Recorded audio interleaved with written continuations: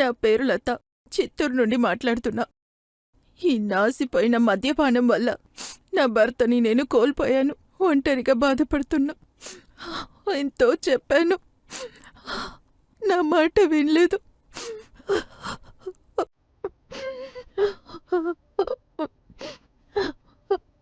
ஜெய் ஸ்ரீ ராதே குருஜி. ஜெய் ஸ்ரீ ராதே. நாங்கள் சத்கார் சார்பில் ஒரு இயக்கத்தை நடத்தி வருகிறோம். அது நஷா முக்தி இயக்கம். நாங்கள் ஒரு மருந்தை மக்களுக்கு அறிமுகப்படுத்துகிறோம். அதன் பெயர் அடிக்ஷன் கில்லர்.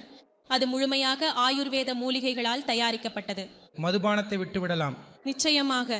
எந்த போதை பழக்கமானாலும், புகையிலை, மது என எதுவாக இருந்தாலும். அருமை, நல்லது. மக்கள் அடிமையை விட்டுவிட வேண்டும். மொத்தத்தில் இதுவே முக்கியமானது. இந்த கிலோய், அஸ்வகந்தா, பிராமி, சங்கபுஷ்பி போன்ற மூலிகைகள் அனைத்தும் ஆராய்ச்சிக்கு பின் மருத்துவ ரீதியாக அங்கீகரிக்கப்பட்டவை. இது ரொம்ப நல்ல விஷயம். இவர்கள் தயாரித்துள்ள மருந்தை உணவிலோ பானத்திலோ கலந்து கொடுத்தால் அவர் மது பழக்கத்தை முற்றிலும் விட்டுவிடுவார். ஆம், நிச்சயமாக. உதாரணத்திற்கு, யாராவது ஒரு நோயாளி இருக்கிறார் என்று நினைத்துக் கொள்ளுங்கள். அவர் அடிமையை விட விரும்பவில்லை. வீட்டார் அவருக்கு தெரியாமல் எந்த ஒரு உணவிலும் கலந்து கொடுத்தாலும் அல்லது வேறு எந்த விதமாக கொடுத்தாலும் கூட அதே அளவு விளைவாக இருக்கும். அந்த மருந்துக்கு சுவையும் இல்லை, வாசனையும் இல்லை. அதனால் யாருக்கும் நாம் மருந்து கொடுத்தது தெரியாது.